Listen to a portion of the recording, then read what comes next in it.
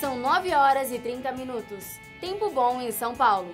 No momento, os termômetros marcam 20 graus. A temperatura mínima prevista é de 16 e a máxima 27 graus. Hoje é sexta-feira, 26 de maio de 2017. Veja agora os destaques do MAC Notícias. Violência contra a mulher tem aumentado no estado de São Paulo. Obras abandonadas pelo poder público tornam-se um problema para a população. Apesar da polêmica do grafite e da pichação, a arte nas ruas sobrevive. Veja também como é possível evitar o desperdício de alimentos. E no mundo tão digital, será que os sebos ainda têm o seu lugar? E tem ainda o esporte e literatura. Estes e outros assuntos você acompanha conosco a partir de agora. O MAC Notícias está começando.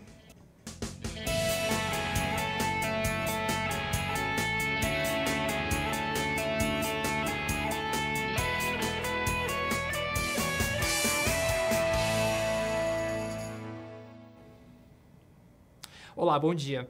Segundo o Datafolha, em uma pesquisa encomendada pelo Fórum Brasileiro de Segurança, cerca de 500 mulheres brasileiras são vítimas de agressões físicas a cada 1 hora.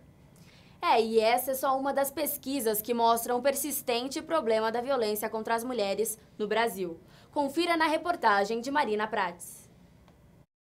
1 em cada 5 mulheres considera já ter sofrido algum tipo de violência, entre elas psicológica, física e sexual. A cada 10 minutos, uma mulher é estuprada no Brasil. Dessas mulheres, a grande maioria não presta queixa contra os seus agressores.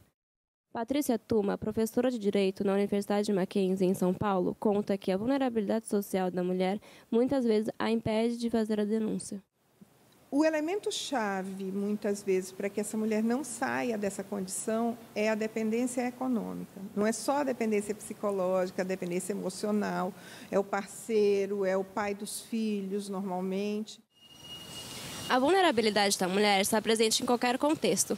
Isso ocorre pela falta de conscientização social. Grande parte da violência vem de dentro dos próprios relacionamentos. O novo termo relacionamento abusivo engloba não só a prática da violência física, mas também como a opressão psicológica e emocional.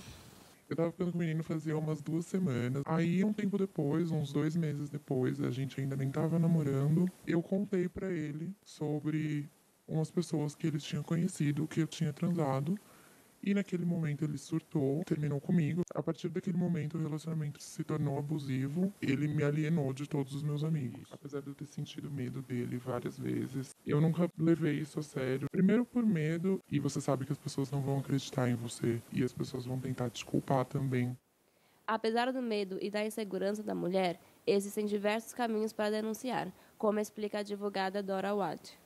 Primeira coisa que ela deve fazer, se ela sofreu ou se ela se sente ameaçada, né? Nem precisa vir a sofrer para procurar ajuda. É ir numa delegacia, em São Paulo tem delegacias especializadas na mulher, fazer um boletim de ocorrência se já houve, ou até já ir preventivamente se ela está ameaçada.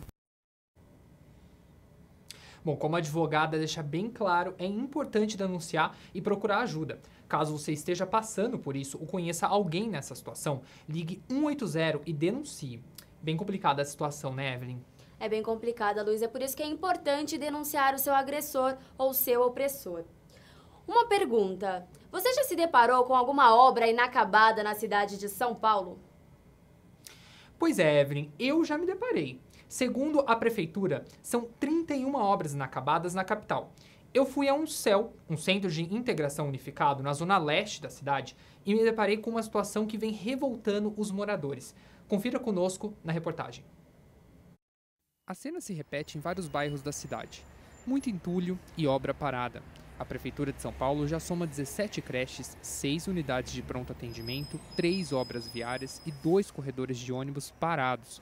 Das 22 unidades de CEL previstas no plano de metas da gestão anterior, 14 estão em obra e 7 nem saíram do papel. Esse aqui, o Centro Educacional Unificado Carrão, na região do Tatuapé, em São Paulo, é um dos exemplos dessas obras paradas. O projeto deveria trazer biblioteca, piscina e vários outros projetos sociais à região. Abandonada, a obra já custou 45 bilhões aos cofres públicos. Contatada, a prefeitura não quis se pronunciar sobre o assunto. Paulo é um dos vários comerciantes que trabalham em volta às obras do CEL Carrão. De acordo com ele, até a placa com a data da conclusão da obra, a prefeitura retirou. Conheço o parque há 24 anos. E eu admiro os edifícios que tem em frente a esse parque e está passando o que eles passam. É gente esvaldindo o parque, horário do dia, da noite, jogando sujeira, fazendo mau comportamento dentro do parque e a prefeitura não toma providência com nada. É cheio de avô, de pai com filho, que chega aqui com filho para entrar no parque, com a bicicleta, e não, tudo fechado. O lugar que tinha os velhinhos para vir de manhã fazer um exercício e tudo, fechou tudo. Fechou tudo. Para a advogada especializada em licitações, Renata Fiore, o que mais atrasa as obras é a burocracia e a corrupção. Eu resumiria os problemas das nossas obras e projetos em duas palavras, que são bem abrangentes. Uma é planejamento deficiente e a outra é controle deficiente. Às vezes, o Estado não planeja com a suficiência necessária para antever todas as questões que irão lá para frente. Gere custo adicional e tempo adicional para a conclusão dessa obra. Em entrevista ao jornal Estado de São Paulo, o secretário da Fazenda, Caio Megali, afirma que falta dinheiro para executar as obras contratadas na gestão passada e que a prioridade do governo é retomar os serviços interrompidos. Enquanto isso, os moradores são os que mais saem prejudicados. É os esgotos, tudo entupido aí que alaga, quando chove, alaga São Paulo inteiro. Entendeu? Um verdadeiro caos. Vejo muita gente necessitada, eu vejo muita coisa parada, eu vejo, sabe, o atendimento muito precário. Então a gente, vamos tentar esperar mais um pouco, vamos ver se a gente vai um pouquinho para frente, né? Assim, da minha casa só tem promessa de levar o metrô até lá, que eu moro depois do Jardim Ângela, né? Mas assim... E para completar a questão de obras emperradas hoje, nós temos no país inteiro uma crise financeira, tá? Os estados, os municípios estão sem dinheiro. Então, nós temos muitas obras, muitos projetos parados por falta de verba.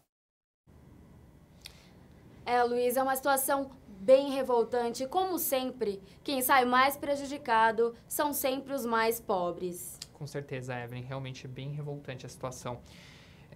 Parece discurso pronto, né? Mas é isso mesmo que acontece. E olha só, como nós falamos sobre a situação em São Paulo, é sempre bom a gente entender o que está acontecendo também no âmbito nacional, né? O comentário é de Guilherme Franco. Obras paradas provocam sérios problemas para a sociedade brasileira. Segundo a Comissão do Senado, em novembro de 2016, o número de obras inacabadas no país estava em cerca de 22 mil. Um dos maiores escândalos é a obra da Ferrovia Norte-Sul, iniciada no governo Sarney. Mesmo após 30 anos, ela ainda permanece no processo de estudo, projeto e concorrência. A ferrovia já consumiu 28 bilhões de reais. Órgãos de fiscalização e controle estimam que pelo menos 1/3 foi superfaturado. Segundo o levantamento do Ministério dos Transportes, 15 bilhões é o quanto de riqueza que o país deixa de gerar com a dificuldade de movimentar cargas pela Norte-Sul. A ferrovia, no final, terá 4.800 quilômetros de extensão. No entanto, até agora, menos de 1.500 estão em funcionamento. Agora sim, a gente vê, né, Evelyn, que nós, como somos estudantes aqui do Mackenzie, a gente tem uma obra de metrô aqui perto, que tá parada. Isso é realmente bem revoltante, né? Não é só essa obra aqui em São Paulo que tá parada. Tem várias obras, como o Guilherme falou aí pra gente. Bom, e veja no próximo bloco, o que alguns chamam de pichação, outros chamam de arte. A importância do espaço público para os paulistanos. Voltamos já. Olha que prédio enorme. Nele vivem centenas de pessoas. Você conseguiria projetar uma obra como essa? E que tal este prédio? Lindo, não é? Mas não basta ser bonito. Tem de dar conforto às pessoas. Você sabe como fazer isso? Casas, prédios. Para você morar ou trabalhar neles, eles precisam ser projetados. Tem que fazer cálculos, desenhos, prever os materiais. Você seria capaz de fazer isso? Um arquiteto, sim. Em um curso de arquitetura, você tem aulas de sistemas construtivos, paisagismo, conforto ambiental, estética e muitas outras. Você aprende a unir criatividade e ciência para melhorar a vida das pessoas. Mackenzie, há 140 anos formando gente que vai mudar o mundo.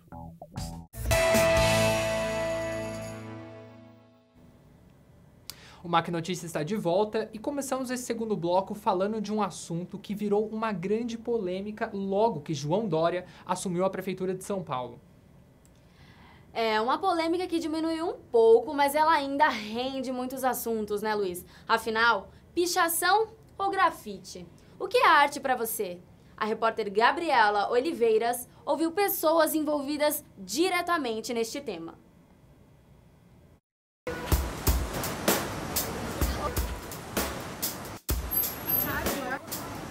Numa cidade como São Paulo, não há lugar certo para intervenções artísticas.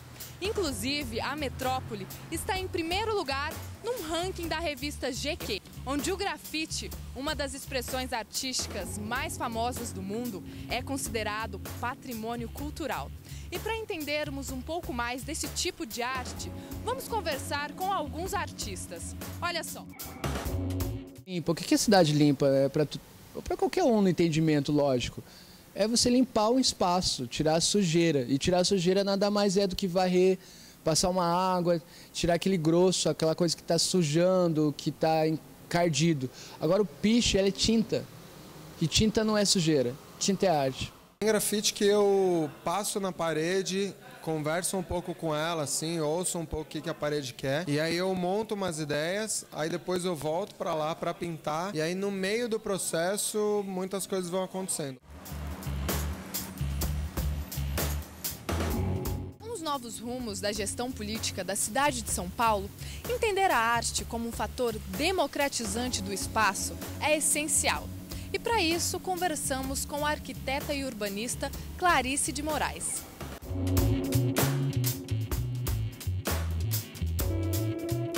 Acho que a cidade é sim suporte, né, para diversas manifestações e tanto o grafite como o picho, eu acho que eles surgem por uma necessidade, né, de uma narrativa que é apagada, né, que não tem outros suportes, que é totalmente legítimo e a cidade está aí para isso.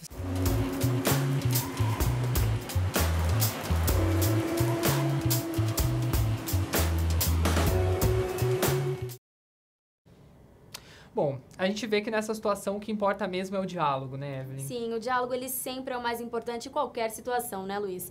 E eu acho que há espaço para todos. Mas vamos continuar acompanhando este tema e atualizando ele para você sempre. E ainda falando de polêmicas envolvendo a administração João Dória, um outro assunto é a questão da ocupação dos espaços públicos como forma de convivência e cidadania. Veja na reportagem de Mariane Barrotti. Todo cidadão paulistano tem o direito de usar os espaços urbanos para o lazer e a cidadania.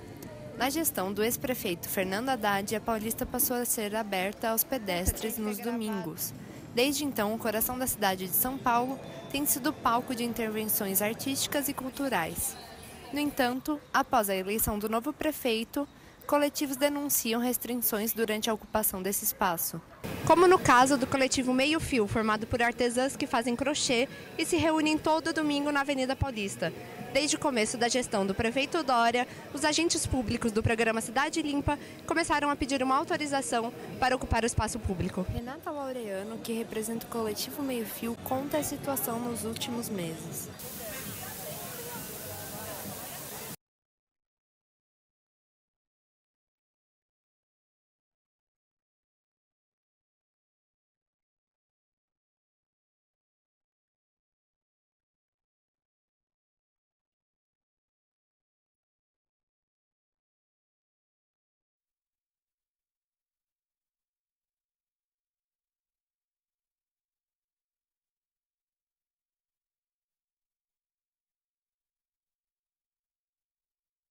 O Meio Fio conta a situação nos últimos meses. O Meio Fio se foca principalmente em intervenção urbana, trazer a participação das pessoas para a cidade, através das artes têxteis, que a gente acha que é um canal que é bem popular para trazer a participação das pessoas. Então tem 2 anos que a gente vem aqui, a gente sempre se reúne em espaços públicos, não apenas aqui. E aí, pela primeira vez na semana passada, chegou uma pessoa se dizendo fiscal da prefeitura, uma Kombi com mais de 20 pessoas uniformizadas, com o título Apoio à Remoção, e nos pedindo para sair aqui Urbana Paulista, porque nós deveríamos ter uma autorização. Foi a primeira vez que isso aconteceu para a gente. Não foi a primeira vez depois que começou a gestão Dória. Por outro lado, desde a campanha eleitoral, o prefeito João Dória apoia o projeto de lei do vereador Pólice Neto, que visa transformar o viaduto Minhocão em um parque verde. Atualmente, o viaduto é conhecido como Parque Minhocão. Isso porque é aberto para pedestres todos os dias úteis, das 9h30 da noite até as 6h30 da manhã, e o dia todo durante os finais de semana.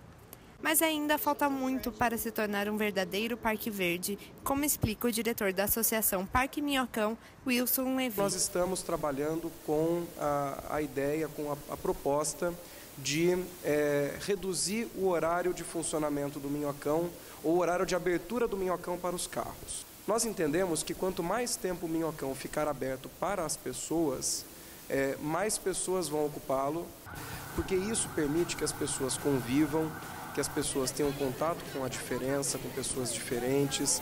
Isso fortalece a questão da tolerância, do respeito ao outro, da diversidade no espaço público. Isso fortalece o próprio sentido de pertencimento à cidade. E agora um assunto mais leve, vamos falar um pouco sobre futebol. Nosso comentarista esportivo, Catulo Góes, já está aqui conosco. Bom dia, Catulo, tudo bem? Tudo bom, Evelyn, como você está? Tô bem. Vamos falar então sobre futebol paulista. Como anda a campanha dos times? O meio de semana foi bom para os times paulistas. Na Copa Libertadores da América, o Palmeiras se classificou para as oitavas de final ao vencer o Clube Atlético Tucumã por 3-1.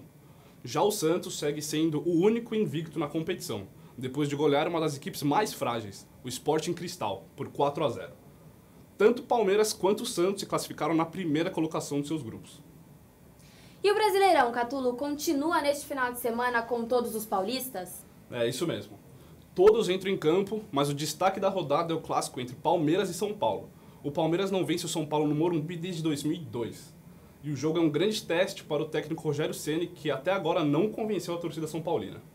Né, Catulo? E você é palmeirense? Sou palmeirense. Eu também sou, e nós, como bons palmeirenses, né, esperamos que o nosso time faça um bom jogo amanhã, nesse grande clássico contra o São Paulo. Então, apesar desse tabu, que já dura mais de 20 anos, eu acho que o Palmeiras tem um bom time e tem todas as condições para ganhar esse jogo.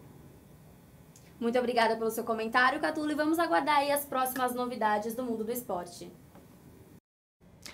E ainda hoje, como os feirantes fazem para driblar o desperdício de alimentos nas feiras livres. E em meio a tanta tecnologia, qual o espaço dos sebos nos dias de hoje? É daqui a pouco, no MAC Notícias.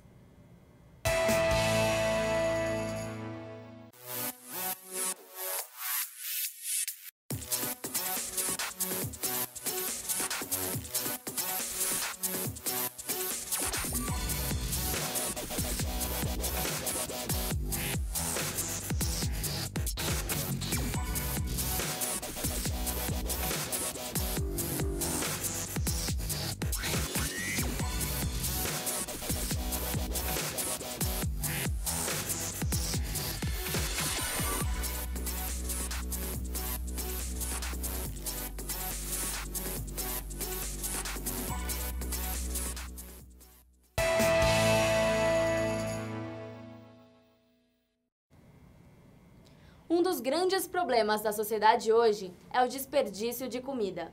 Segundo a Organização das Nações Unidas, para a alimentação e agricultura, mais de 1 bilhão de toneladas de alimentos vão parar no lixo em todo o mundo todos os anos. E o Brasil figura em 10º lugar no ranking dos países que mais desperdiçam alimentos no mundo. Como evitar isso, hein, Evelyn? O repórter Gabriel Fernandes mostra que é possível. Se não evitar, pelo menos diminuir esse desperdício. Laranja, banana, uva, manga, maçã. Segundo o Sebrae, o Brasil é o 3º maior produtor de frutas do mundo, ficando atrás apenas da China e da Índia. Juntos, esses países representam 43,6% da produção mundial. Porém, o Brasil está entre os 10 países que mais desperdiçam alimentos no mundo. Dentre as pessoas que frequentam a feira, muitas levam em consideração aspectos como a aparência para escolher as frutas que vão parar nas mesas de suas casas. Pela aparência. Porque eu acho que é melhor, né? Não, a aparência, dou uma mexidinha, ver se está bem consistente, aí eu compro. Para o psicólogo Alex Carvalho, a explicação para esse tipo de comportamento pode passar pelos âmbitos da psicologia e também da economia. O comportamento é multivariado. Explico. Vários fatores são responsáveis pelo aprendizado de um comportamento. Pode ser simplesmente que a pessoa não saiba discriminar uma fruta boa de uma fruta estragada, por exemplo. Pode ser, e isso é muito importante, que seja por razões econômicas. Normalmente as frutas estragadas são mais baratas, ou quase estragadas, ou de uma aparência não muito bonita. Isso nos leva a gente para o plano da economia. Os feirantes alegam que tentam evitar o desperdício. Lucas França é feirante há 10 anos e conta como é esse processo em sua barraca. Sempre sobra, mas assim, tem coisas que a gente leva de volta e traz nos outros dias para vender. Mas tem coisas que a gente descarta e sempre tem uma galerinha que vem buscar, tal, no fim da feira. Na barraca de Fernando Batista, tudo é aproveitado. A bacia nós fazemos bacia, porque na feira nada se perde. Mas, ainda assim, nem todos os alimentos são aproveitados. Você já parou para pensar para onde eles vão?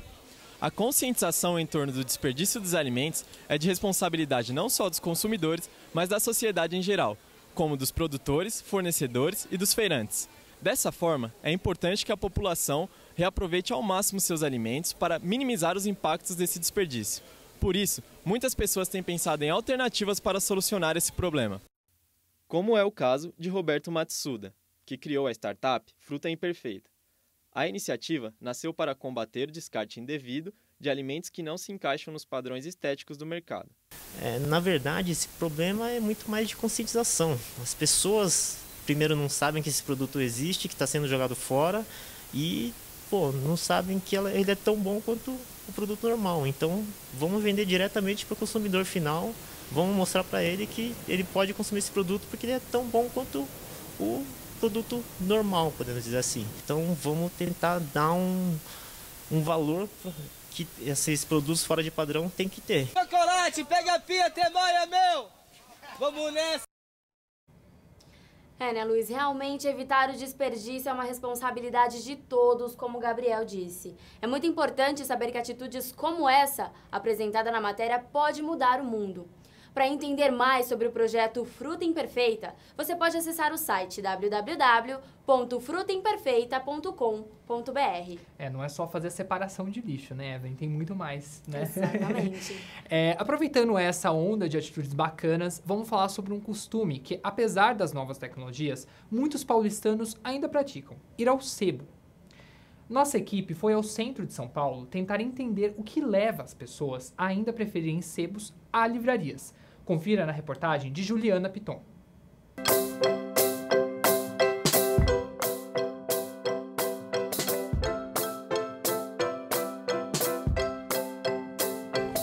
Clarice Lispector, Jorge Amado, Eduardo Galeano. As opções de leitura são infinitas e abrangem todos os gostos. Apesar de várias delas estarem disponíveis em plataformas online, muitos leitores ainda preferem sentir as páginas de um livro físico. Um dos responsáveis por manter este prazer vivo é o sebo, lugar que repassa livros de geração a geração por um preço abaixo do mercado e uma variedade maior que nas livrarias tradicionais. Um dos sebos mais famosos da cidade de São Paulo é o do Messias. Há 46 anos, o local atrai leitores interessados no contato único com uma estante de livros. É o caso de Irley, de 74 anos, que vai ao sebo com frequência desde que o descobriu. Eu gosto mais de pegar o livro, você escolher o que você quer ler. Eu acho legal. Comecei a vir trocar aqui, porque aí fica muito tempo, aí você já leu, aí se você empresta, geralmente as pessoas não devolvem, então não vale a pena. Hoje em dia todo mundo quer ficar usando o celular, andando por aí com o celular na mão, e alguns ficam até ouvindo mesmo no ônibus, por ser mais fácil, né? Eu, no meu caso, eu prefiro os livros assim mesmo, e no caso em um ônibus eu prefiro ficar assistindo um filme, no celular. A gente não consegue tudo digitalizar. Eu acho que a gente ainda tem essa cultura assim, de vir em sebo, de vir em livraria, de vir procurar mesmo, coisa que você ter um PDF, você ter só algo baixado, não te proporciona isso. Leandro trabalha no Sebo Mania de Cultura desde os 16 anos e foi lá onde criou o vínculo forte que tem com a literatura. Ele me influenciou a eu fazer uns cursos também, falar um pouco melhor, não tão bem, mas melhor do que eu falava. influencia na leitura por causa que, tipo, você não lê gaguejando, você lê demais, então é um costume, um hábito que você aprende no dia a dia. Odiava ler, odiava. Hoje eu amo ler. Meu Deus, é a minha vida. Os livros ainda se fazem presente, mesmo na geração que nasceu conectada ao mundo. Porque o sebo, ele é um lugar que tem mais variedade de livro do que a livraria. A livraria só tem livros mais novos, que tratam de assuntos mais atuais. O sebo trata de assuntos atuais e assuntos mais antigos.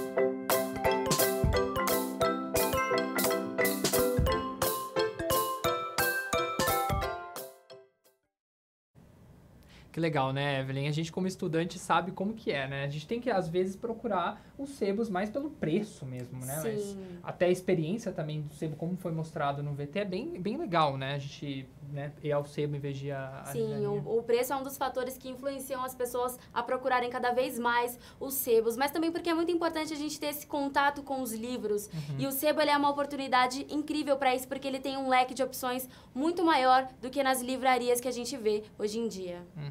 Bom, muito bacana. Bom, para falar um pouco mais sobre isso, nós vamos conversar ao vivo com a nossa repórter Renata Canivezo, que está com o professor de literatura da Universidade Mackenzie, Cristiano Aguiar. Bom dia, Renata. Bom dia, Luiz. Estamos aqui com o professor de literatura Cristiano Aguiar, que vai falar um pouco sobre a relação dos sebos com a tecnologia. Bom dia, professor. Bom dia, Renata. A relação com o livro físico muda de acordo com as gerações? Com certeza, não só de acordo com as gerações, mas de acordo também com o tempo. Então, por exemplo, houve uma época, na Idade Média, por exemplo, em que livro era muito mais para ser ouvido, porque poucos sabiam ler, do que para ser lido. Então, geração e tempo ajuda muito a mudar isso aí. Qual seria a função social dos sebos? Então, a função social dos sebos ela é super importante, porque há livros super importantes que às vezes não pegam naquele momento do mercado editorial, e o sebo ele mantém isso em circulação, não naquele mercado oficial, mas na circulação meio alternativa, que é a circulação do sebo. E como se deu o impacto da internet nos sebos? A impressão que eu tenho é que é um divisor de águas, né? Então o sebo ele conseguiu se espalhar muito mais no Brasil, capilarizar os negócios dele através de iniciativas como a Estante Virtual, que junta vários sebos, ou através de iniciativas como o YouTube, Instagram, o Facebook. É mais cultura e mais leitura nas mãos de mais pessoas. Obrigada, professor. Como vocês viram, os sebos continuam tendo grande importância para a cultura paulistana e brasileira. É com vocês no estúdio. Muito obrigado por suas informações, Renata, e agradeço também ao professor Cristiano.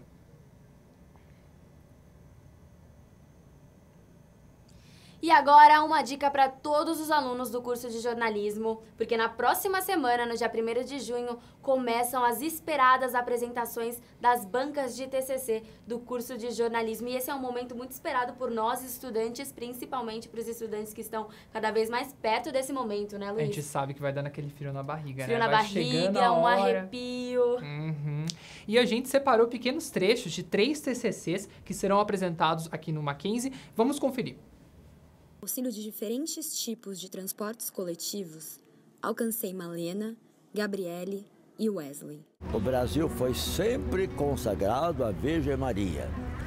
Ela é sempre considerada mãe do povo brasileiro. Eu sou o Álvaro José Bade Paes Leme de Abreu. Eu nasci no dia 9 de setembro de 1954. Eu sou narrador, comentarista, repórter. Eu até colocaria que aí eu não sou nada, eu trabalho para o público.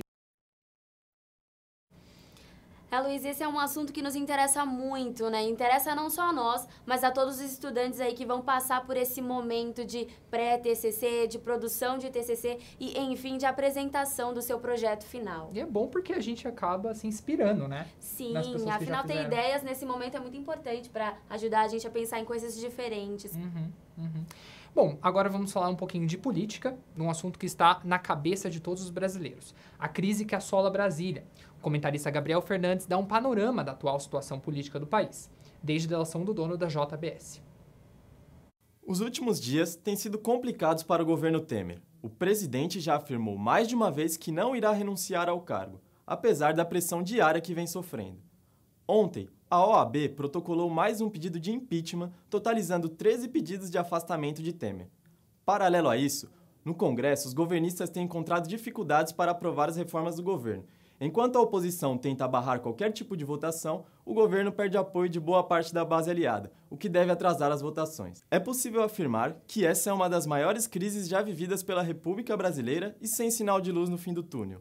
Se Temer vai cair ou não, só o tempo dirá, mas a pergunta que fica é: quem será o seu substituto para cumprir o mandato tampão até 2018, seja pela via direta ou pela via indireta? A gente só vai saber isso nos próximos dias, né, Evelyn? Vamos aguardar, né, Luiz? E para terminarmos o jornal de hoje mais leve, vamos falar de uma dica cultural para o final de semana. É isso, Evelyn? É isso, uma dica muito legal.